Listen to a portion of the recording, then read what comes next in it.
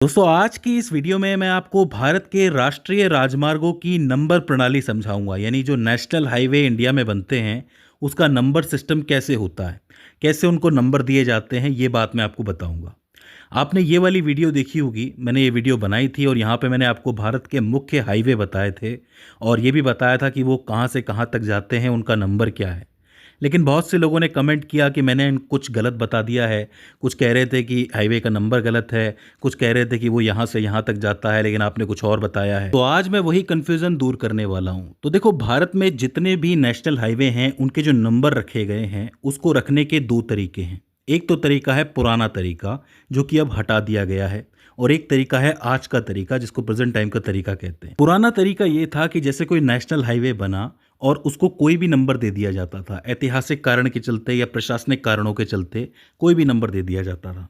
इससे प्रॉब्लम ये होती थी कि हाईवे कहाँ से कहाँ तक जाता है ये बात समझ में नहीं आती थी, और दिशाओं में भी दिक्कत होती थी, दिशाएं जानने के अंदर कि कौन सी डायरेक्शन में जा रहा है, कौन सी डायरेक्शन में नहीं जा रहा है। इस वजह से यातायात करते वक्त यात्रियों को बहुत ज़्यादा तकलीफ होती थी। जैसे कोई ट्रक ड्राइवर है या बस ड्राइवर है या अपनी ही गाड़ी कोई लेके जा रहा है तो भी दिक्कत होती थी।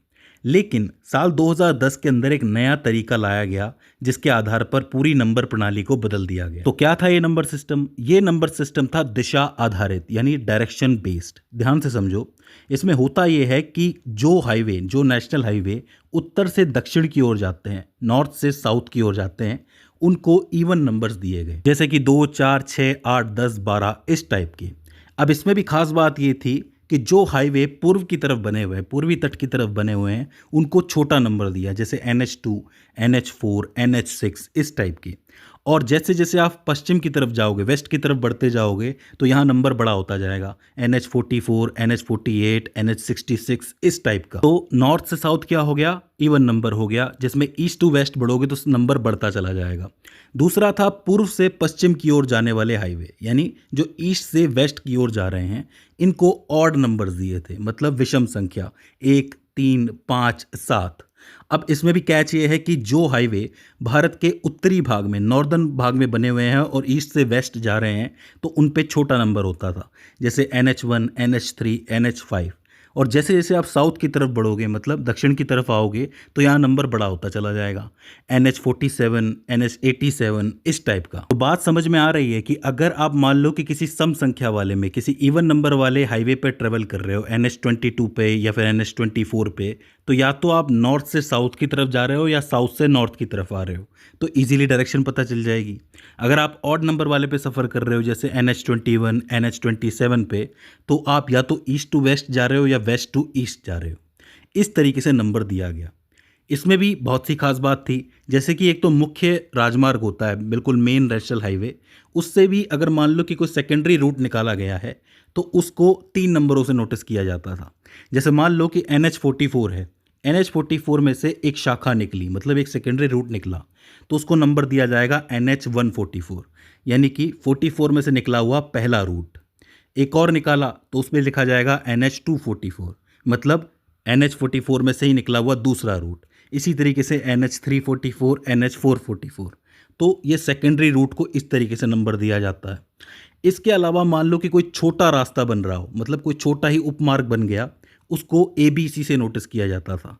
जैसे NH44 में से ही एक छोटा सा रास्ता निकला है, तो इसको नंबर ना देके इसको ABCD से दिखेंगे, NH44A या NH44B, इस तरीके से। तो मान लो कि आपको ऐसा ही कोई नंबर नज़र आ जाए NH21A, तो आप समझ जाना कि हम NH21 के ऊपर हैं, नेशनल हाईवे 21 के ऊपर हैं, लेकिन उसके एक उपमार्ग के ऊपर हैं जो A इस तरीके से निकला हुआ है बाहर। बोलो बात समझ में आई कि नहीं आई?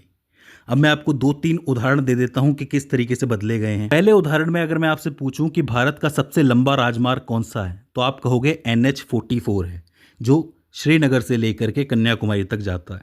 लेकिन पहले इसका नाम था NH7। NH7 जो है वो वाराणसी से शुरू होता था, कन्याकुमारी पे जाके ख़त्म होता था। तो बदलाव कर दिया गया, क्योंकि नॉर्थ से साउथ की ओर जा रहा है तो इसको इवन नंबर देना पड़ेगा, सम संख्या देनी पड़ेगी, और साथ ही इसको बड़ा भी कर दिया गया। पहले वाराणसी से जाता था, अब आपके श्रीनगर से जाता है। हालांकि ये बदलाव तो 2010 के बाद ही होना शुरू हो गए थे, लेकिन लोगों को अब समझ में आ रहा है। एक आखिरी उदाहरण मैं आपको और दूंगा NH6 का। एक भैया मेरे से आकर के लड़ने लग गए कि NH6 जो है वो सूरत से कोलकाता के बीच में है।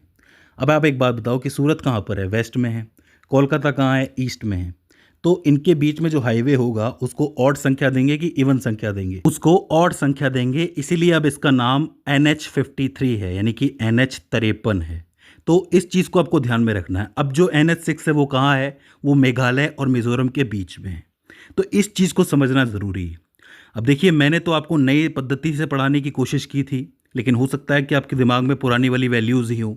इस वजह से कई लोगों ने मुझे गलत कहा।